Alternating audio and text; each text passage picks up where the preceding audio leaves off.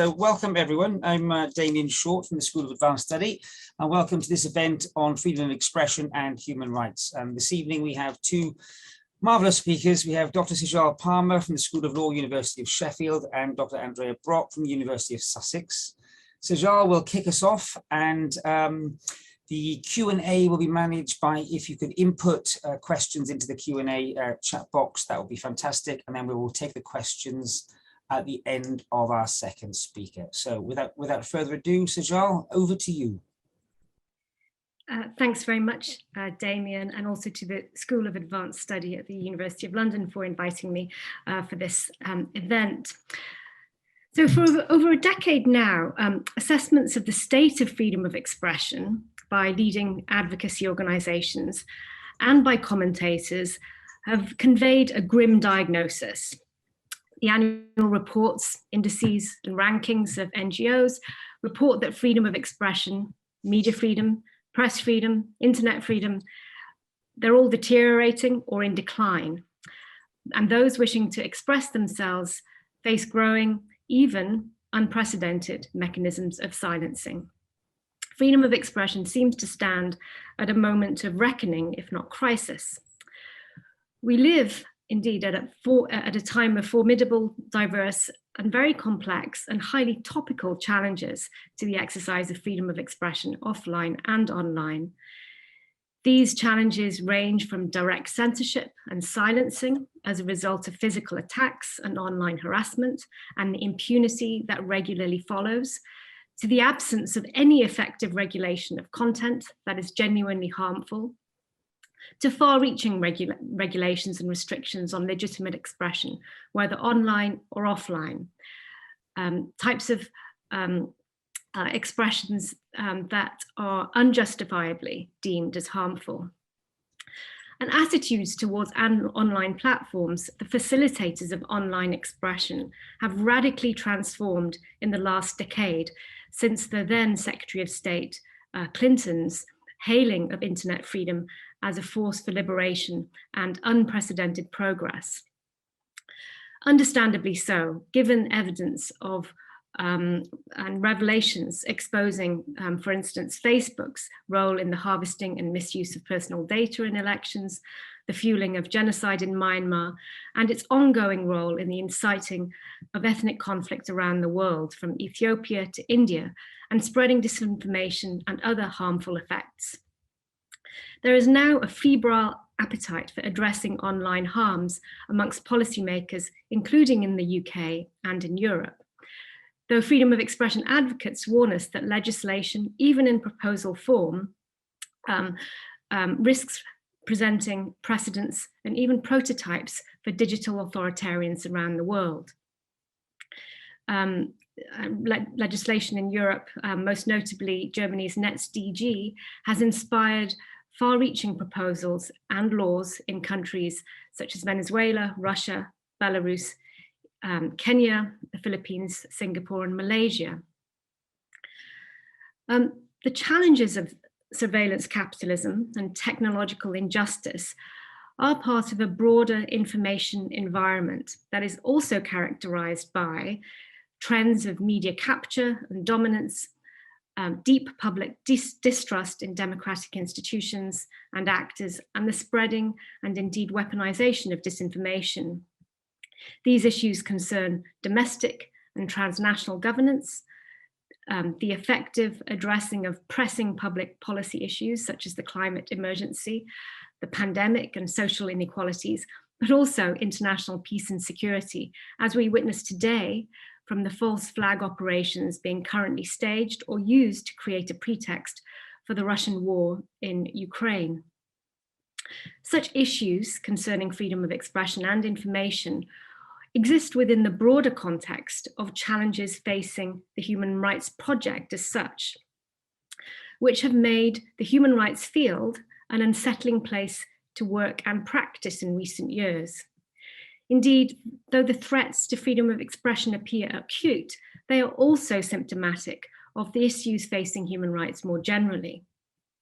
Notably, the challenges to the framework and normative and institutional fabric of international human rights law, the UN system, and the principles of multilateralism itself, which have come from governments across the political spectrum, from autocratic and authoritarian regimes to traditionally liberal democracies.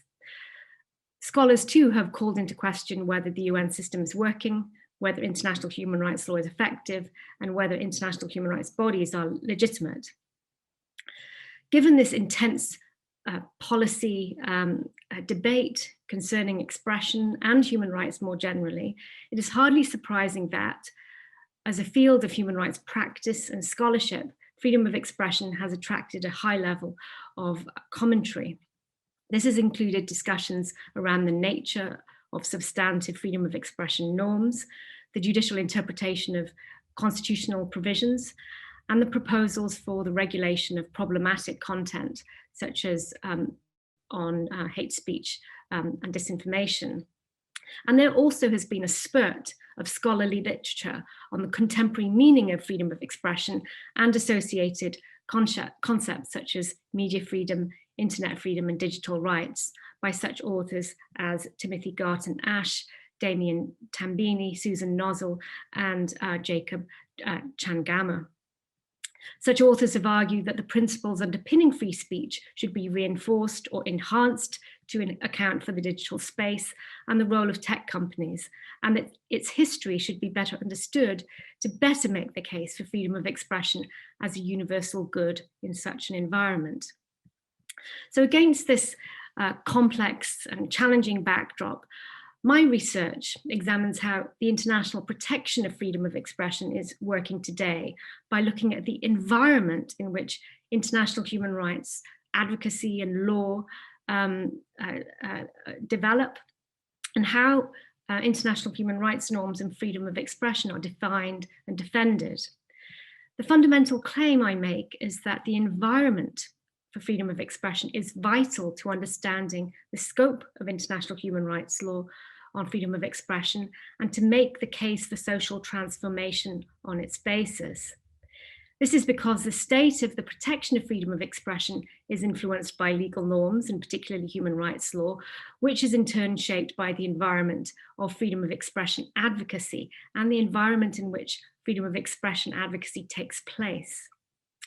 There is a diverse, vibrant, and evolving group of non-state actors, international freedom of expression movement, if you will, comprising of transnational and domestic advocacy organizations, academic institutions, and think tanks, which is absolutely central to the understanding of freedom of expression as it's protected under international human rights law.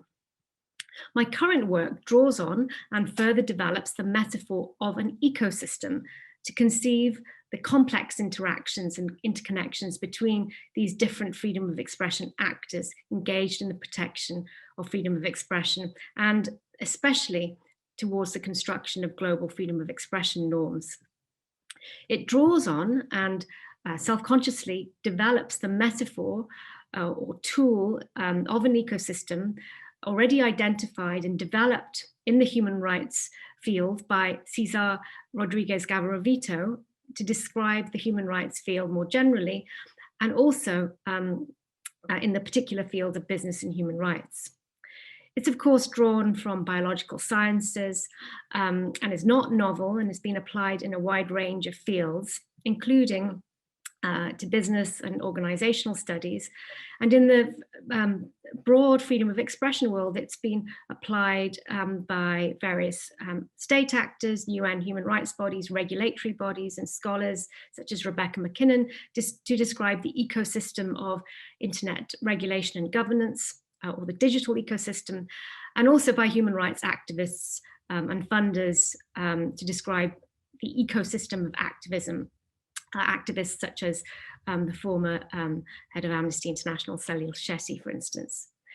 The notion of ecosystem contrasts with the idea of human rights as a monoculture, as Rodriguez Garavito highlights, and human rights NGOs belonging to and interacting with fixed and within fixed institutional architectures and operating as a unified movement.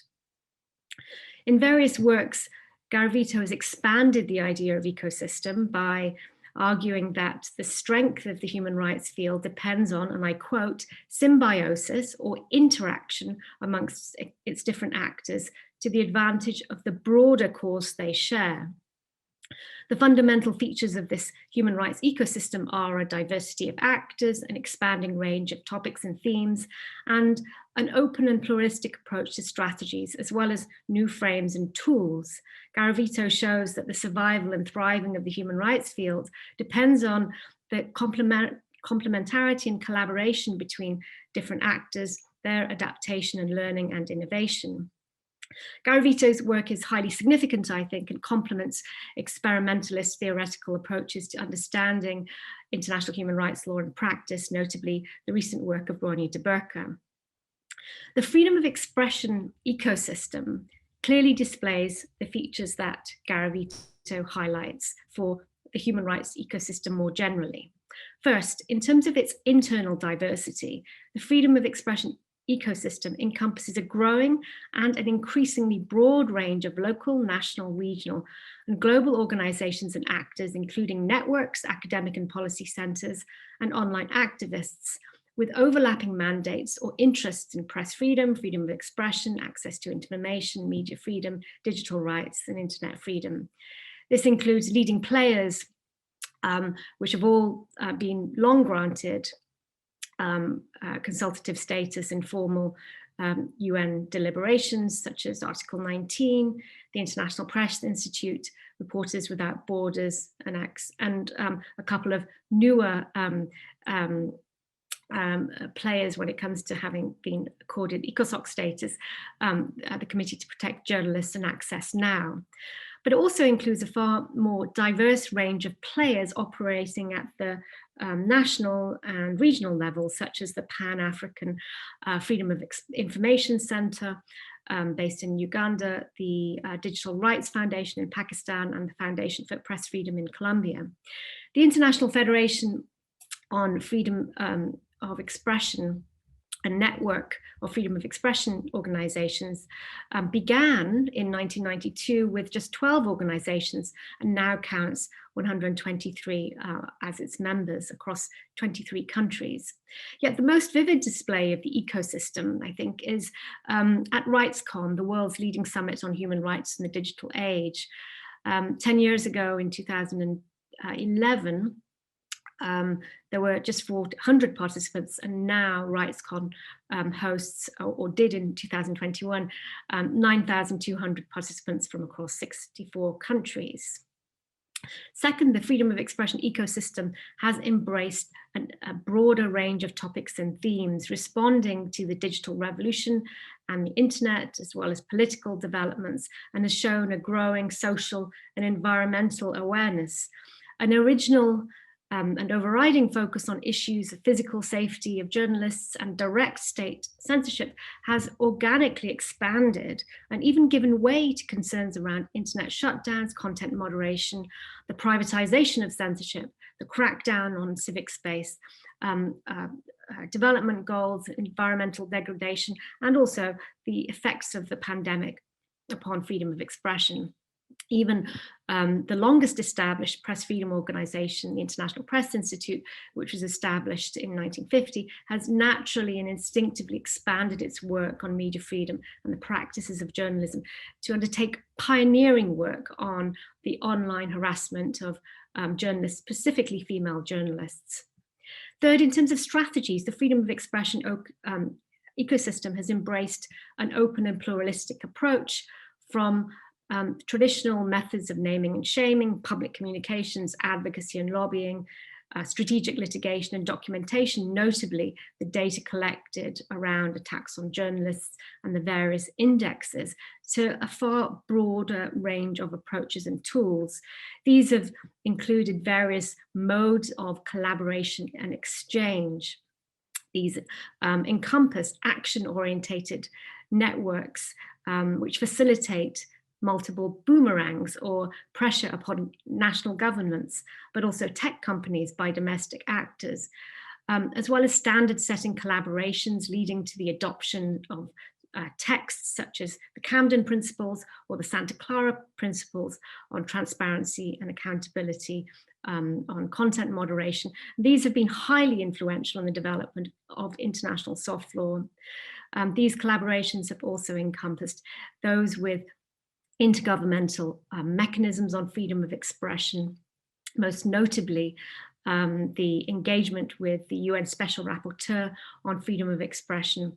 Over recent years, the mandate holder has heavily relied on the engagement with civil society organizations to produce reports on such issues as online content regulation, disinformation, gender justice, academic freedom, online hate, and artificial intelligence. Even a cursory glance at the report pages of the Special Rapporteur on the UN Human Rights Office's page indicates that so many organizations and individuals are engaging with the mechanism towards the mandate holder's reports. At the last consultation towards the report on disinformation, there were almost 100 such organizations. And there is also collaboration with media organizations, which I think is particularly interesting, so that organizations which are sort of on the outer peripheries of the movement, more general human rights organizations such as Amnesty International, for example, have been collaborating with global media networks such as Forbidden Stories to reveal how, for instance, NSO's Pegasus software has been used to infect the devices of human rights activists and lawyers. And these strategies have been coupled with direct institutional presence of the leading global organizations, which have been historically based in the global north, so that these organizations also have offices in the global south.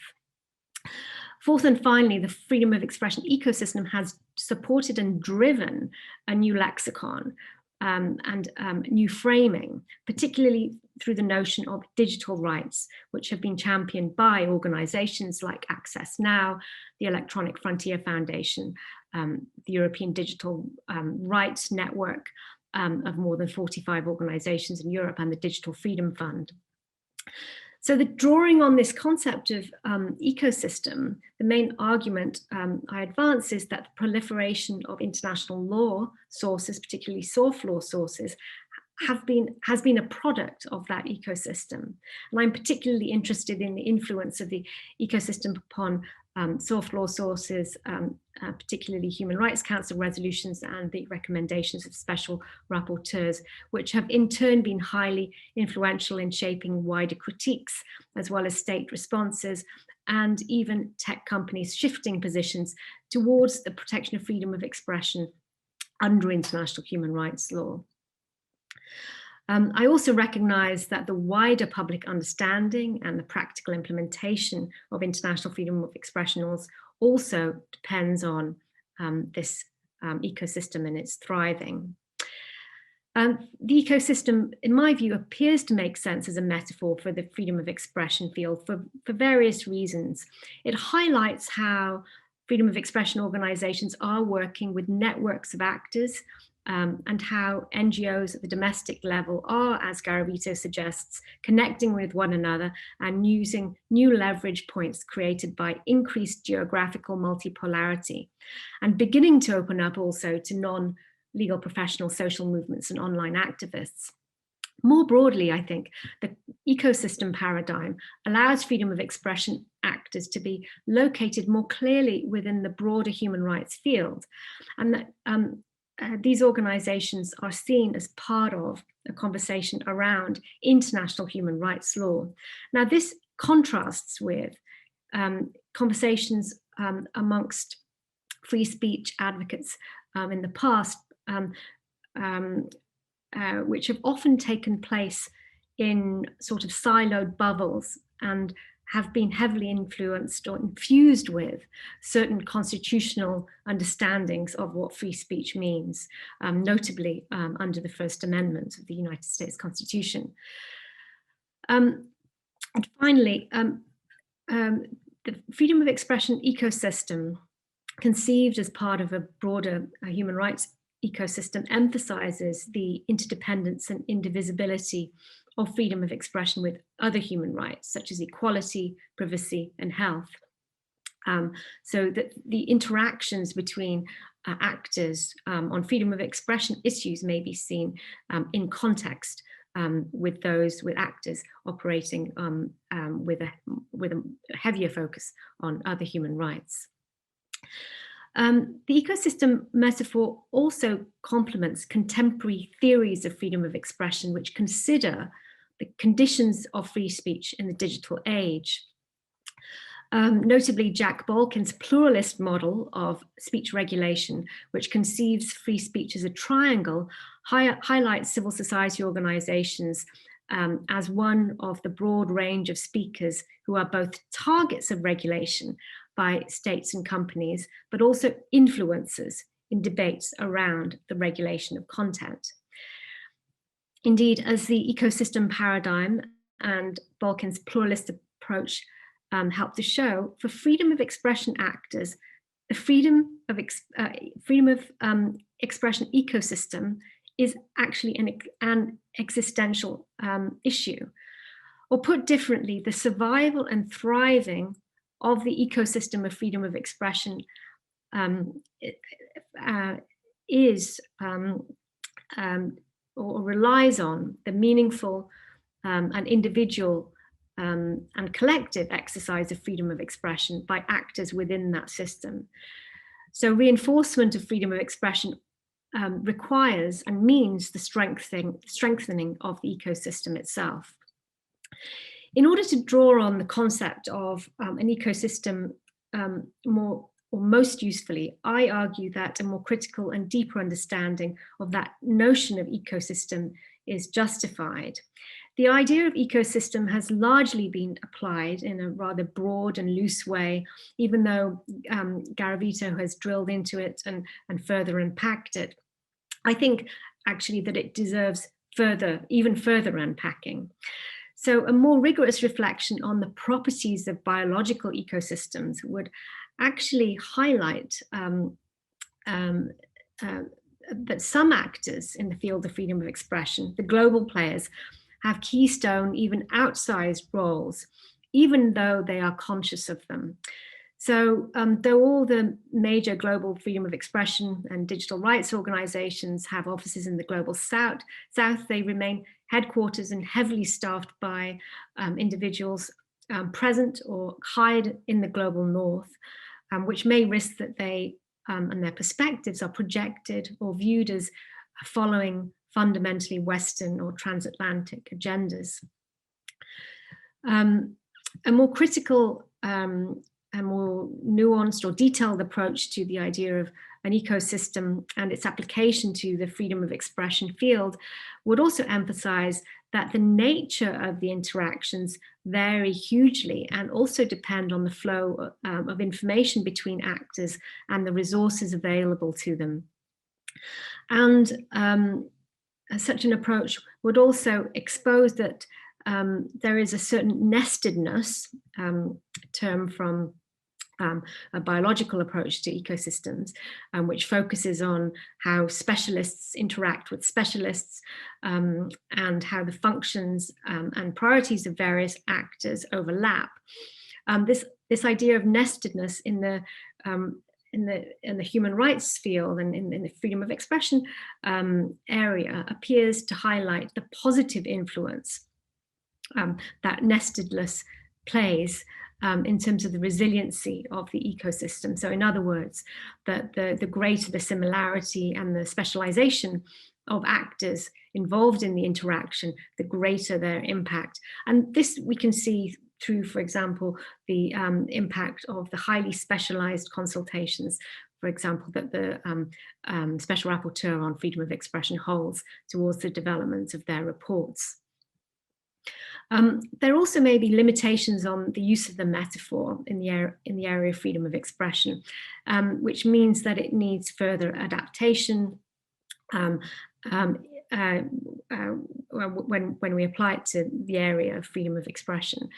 So the way that the notion of ecosystem has been applied broadly in various fields, including human rights and internet governance, implies that the idea of ecosystem is communal and stable, that there is a basic level of commitment to certain norms.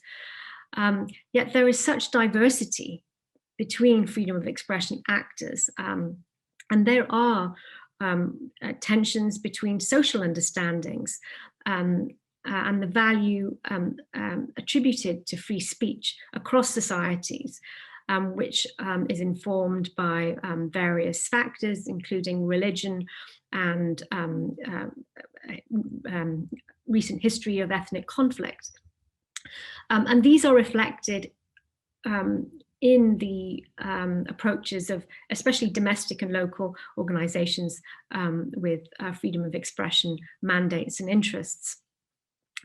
In addition, there is also an assumption around the use of ecosystems in the context of human rights and advocacy and internet governance, that these ecosystems are stable and that innovation takes place by design, when in fact in nature, innovation often takes place or is seen to take place in the context of accident and not by design.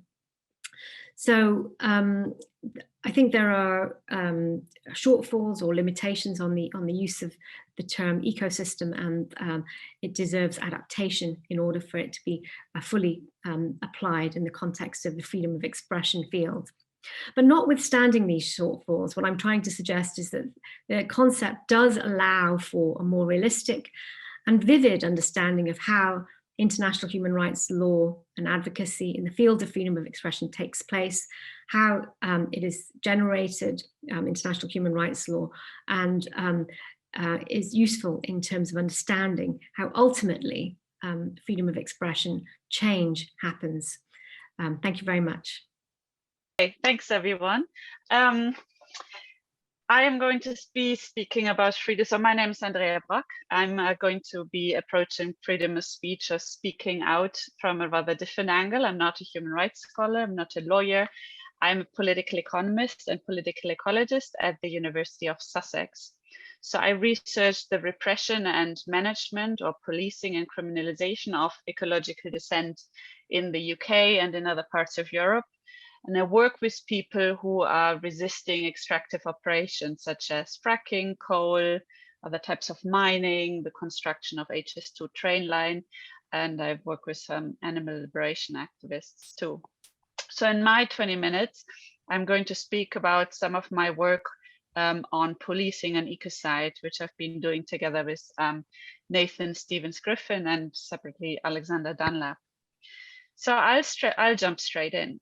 Nathan and I have argued, and there are some references at the end, in short, that policing is integral to ecocide and environmental destruction and injustice, and basically that environmentalists need to become abolitionists. And when we talk about policing, we don't just talk about the police, but we talk about policing as a logic and as a set of technologies involving many different actors, including the police, but also militaries, security services, bailiffs, corporate actors, but also institutions of the welfare state and teachers and lecturers who've become part of policing as well. And today I want to focus on one aspect of policing, and that is rarely talked about and linked, of course, to the topic of the workshop, freedom of speech, and that is self-policing. Self-policing, I argue, is integral to policing. In fact, policing ecocide, policing ecological destruction, or policing at all just wouldn't work without self-policing, right? By activists, and I use the term activists in quotation marks, a very problematic term in my view, as well as academics. So we argue that or I argue that as social scientists, people who care about healthy ecologies and habitats and social and ecological justice, we must challenge the assumed necessity of policing. We must overcome the mythology of the state as arbiter of justice, there to protect environments and populations, and work inside and outside of academia to create the social conditions which make policing unnecessary, and collaborate with people who are working towards a world without policing. But this also poses some dilemmas and open questions and points of discussions, which I'd like to raise at the end of my little talk, about the role of critique of policing, for instance, the labeling of active academics, and the danger of building careers on the back of real world struggles. Let's start with policing and ecocide. So Nathan and I have argued, and we have a forthcoming edited volume with Xander that also argues this or shows this, that policing is integral to enforcing ecocide. Across the world, we show police forces, militaries, paramilitaries, private security forces, mercenaries, bailiffs, and other public and private institutions enforce ecologically destructive projects, from mining to agriculture, highways to high-speed train lines, and repress resistance against them. And yet, while many environmental justice and political ecology scholars and activists critique the violent policing of specific projects and the physical and psychological harm that they cause for environmental defenders and communities, the problem of policing as a logic, as a technology of statist governance that is integral to environmental harm is rarely discussed. And yet some environmental defenders have long worked with abolitionists and prison and policing abolitionists on the ground, and pointed to the entanglement of policing, prisons, and pollution on the ground, highlighting the ways both ecocide and policing are racialized and racist. But few social scientists have spoken out to critique these links. And that might be partly because of some of the Western roots of environmental justice and political ecology scholarship. So as well as of other social sciences that investigate ecological harm, right? The kind of liberal tendencies built within them, and which often focuses on unequitable distribution of environmental harms and benefits. Lina Alvarez and Brandon Kolstad have argued, rather than challenging the underlying system and ideology of exploitation, extraction, human nature relations, capitalism, and colonial continuities that lie at the root of ecological degradation and climate crisis. And that means that, unlike many environmental defenders on the ground, scholars might not problematize and thus not challenge these underlying processes of extraction and exploitation. But this exploitation, we argue, is linked to a hierarchical social ecological ordering that is secured and enforced through policing. So policing, we argue, is rooted in a social order that is, of course, premised on white supremacy, patriarchy, and the separation of humans and nature. And it functions to maintain patterns of domination, not just among humans and between humans, but also humans and non-humans. And central to policing is first the defense of property rights through enclosures and exclusions, the right to kill non-human animals, and thirdly, the right to exploit, extract, and to degrade ecosystems. Property rights, or the right to own, is manifest not only in the enforcement of ecocide, often usually against local resistance, but also in racialized policing, disproportionate police violence against and incarceration of people of color, the violent protection of border regimes, the criminalization of dissent, and the exploitation of animals and nature. Is closely linked to the right to kill non-humans, defended through the very harsh policing that is required to protect the global animal industrial complex. So think about industrial farming and the unbelievable pain and harm it causes to non-human animals, and also the policing and the criminalization of humans who enter and document this harm. So for instance, through filming, right, going into animal agriculture like chicken farms, for instance, right? Another example is the policing of animal liberation activists or hunt saboteurs, who are often subject to very repressive policing and physical violence by private security, bodyguard style kind of security that are employed by hunters, as well as police forces when they go and document and sabotage illegal hunting activities, for instance.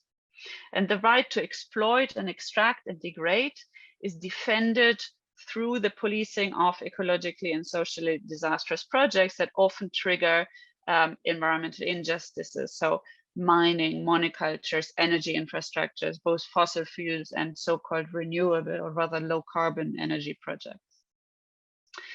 And policing, we argue, and we see Damien is back, great, thus facilitates forms of industrial development and globalization that are environmentally unjust and inherently harmful to human and non-human, to nature and human society, and presents a primary obstacle to any kind of sustainability. And an ethic of anti-oppression, which is inclusive of both humans and non-humans and ecosystems.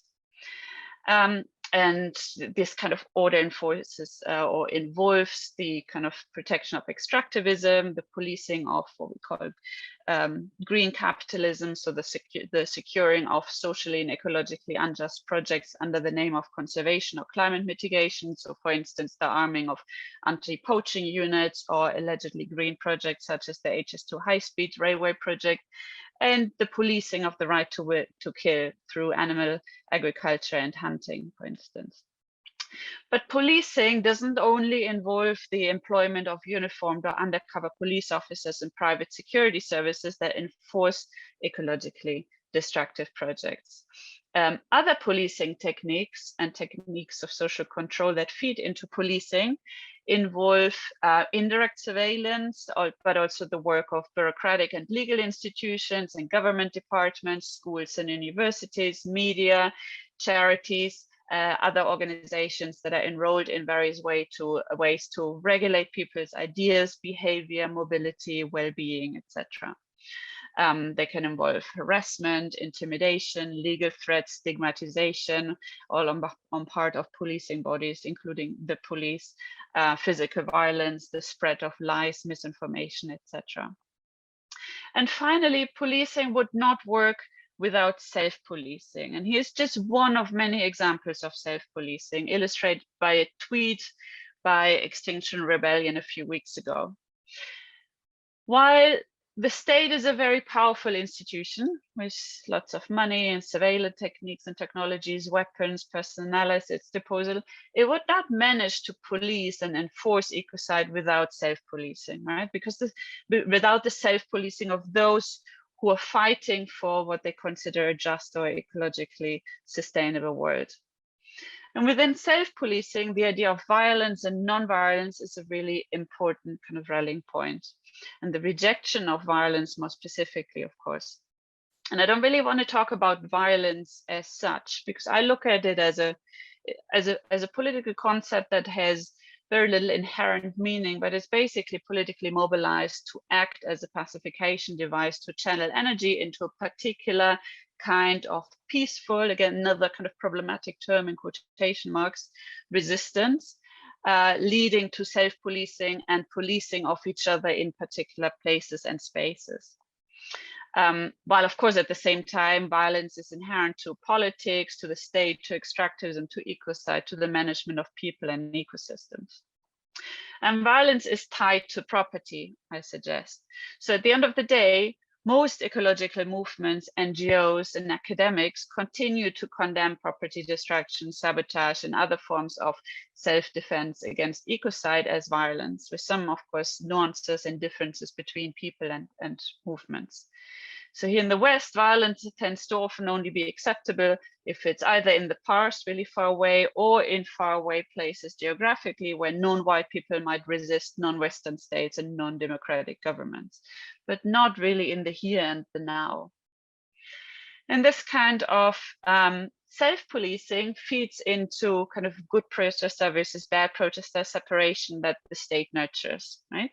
So the way it stigmatizes and polices and criminalizes bad protesters, working class people, anarchists, people of color, undesired subjects, versus good middle class, white, employed environmentalists, for instance. Of course, these categories are not absolute and they're kind of blurry boundaries, etc. But this kind of self-policing and kind of separation between good and bad, legitimate versus illegitimate, supports statism and is upheld by a particular pragmatism and the belief on behalf of movements particularly, and the belief that it's necessary in order to mobilize the masses, right? Like for instance, 3.5% of the population, as Extinction Rebellion suggests. And there are other mechanisms that play this role, like action consensus for civil disobedience actions, for instance, right? And finally, I think academia and the university, now we're kind of coming back to the freedom of speech theme, is part of this policing system. In German, there's this wonderful word that is called staatstragend, which translates literally into carrying the state.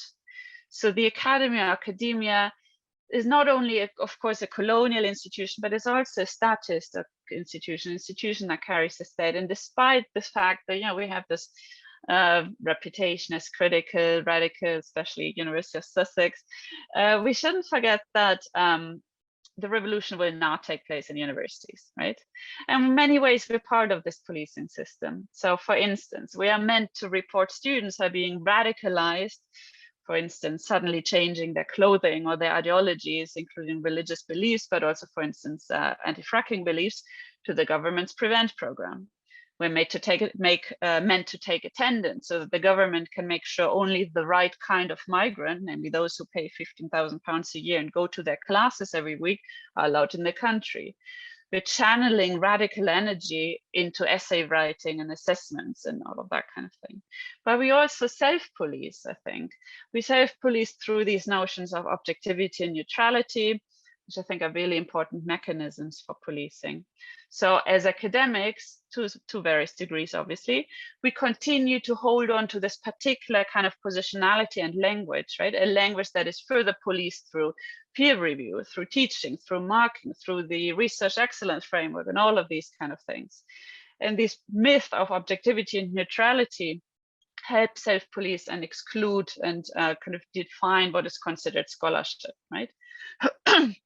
And even worse, we often position ourselves or are positioned by others as activist academics to signal that maybe we do take a stance. And that's a stance that is increasingly being used by universities for marketing or PR for their engagement, to signal to a particular student body that we want to attract radical students and to showcase radical academics, etc. Beyond the many problems of the term activist and the kind of division of labor and the politics of virtue signaling this implies, this ignores that basically every academic is an activist academic in some way. It's just that most academics are activists for the status quo, reproducing statism, the supremacy of growth and capital.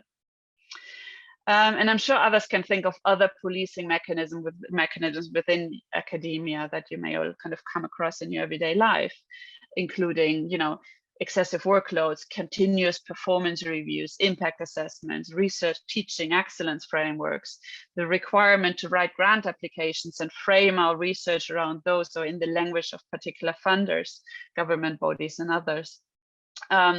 The use of particular technologies, including Zoom and Panopto, and the obligation to record teaching sessions, right? Which obviously polices and censors how we speak and what we say.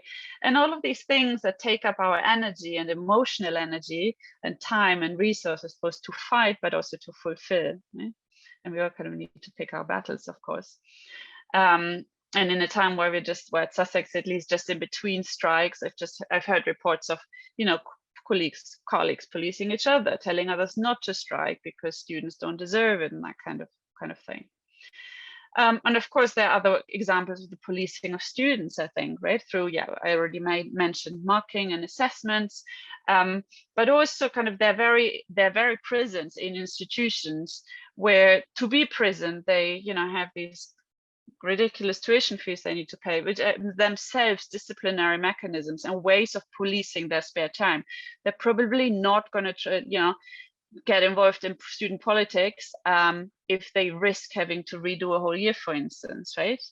And at this point, kind of much love to Sussex students who've just started an occupation in solidarity with the strikes a few days ago. So clearly there's some who are resisting this policing, which is fantastic. But at the same time, I think we need to speak out against all kinds of policing, not just inside, but also outside academia, outside of peer-reviewed journals, and even the occasional NGO report or whatever it is, and recognize more combative struggles for autonomy and against policing. So Xander, for instance, has written a really good critique linked to that. And we should engage with environmental defenders and all kinds of other campaigners that struggle for abolition of policing, and that might fall outside of the kind of acceptable academic case study, right? To build alliances with community groups and abolition activists. So this is not just this is not about change through academia. It's about exploiting a privilege that comes with titles and employment and the PhD behind one's name, and economic security of jobs, at least those on permanent contracts, which I know are less and less and less, and using that privilege to get out of academia and into the non-academic world. But it's, I think, also a position that requires us to call out, for instance, university collaborations with policing bodies, right? The police in particular, of course, but also the subcontracting of security firms and companies that build mega prisons and ecocide on our campuses. It involves speaking out against the teaching of police officers, right, in our classrooms, that kind of thing. Okay, and I just want to close by just posing some of the kind of dilemmas and questions that I think about a lot when I kind of try to kind of do what I just talked about and get really frustrated and anxious about this world and academia and my role and my complicity in it. And I've kind of listed them here. So there, of course, first off, there's that kind of dilemma of fighting with really existing struggles out there and possibly using our work to support them without building an academic career on the back of these struggles. So how do we kind of do that, collaborate, also write about it without basically profiting from these struggles, which for me is a really kind of big dilemma I always face. So it raises questions of involvement and consent, and I put a quote at the bottom left, which was specifically about kind of anti-racist academic work, but I think it's just as valid for other types of kind of critical work, namely the fact that first and foremost, the people who are kind of profit from academic work on these struggles are, of course, us, right? It's not the struggle. So it's about finding alternative ways of doing this. And then there's the question of when to speak out and how to speak out. So in my case in particular, around policing and criminalization, how to avoid speaking out against, for instance, particularly what you could frame as excessive instances of policing, and not at the same time entrenching and reifying and justifying and legitimizing the existence of policing at all, namely exactly feeding into this kind of good versus bad, legitimate versus illegitimate, violent versus non-violent dichotomy that the state produces and exploits in order to repress resistance against basically anything. And then there's the question of, so a good example of that for me is the policing bill that kind of lots of us are kind of working on and kind of critiquing for being racist and basically, I don't even want to start talking about it really right now, but just really, really, really bad. So how do we kind of critique that while not at the same time justifying the existence of policing as such, for me as someone who believes that we need to get rid of all policing. And then lastly, how do we then not kind of reinforce this game of the activist academic label that others impose? How do we not, are we not the kind of token activists of something I sometimes think about, being the token activist in the department or the token activist in a particular place or space, and kind of, further playing into the division of labor and kind of having to navigate the tensions around that. Yeah, that is it. I will end here. Thank you for listening.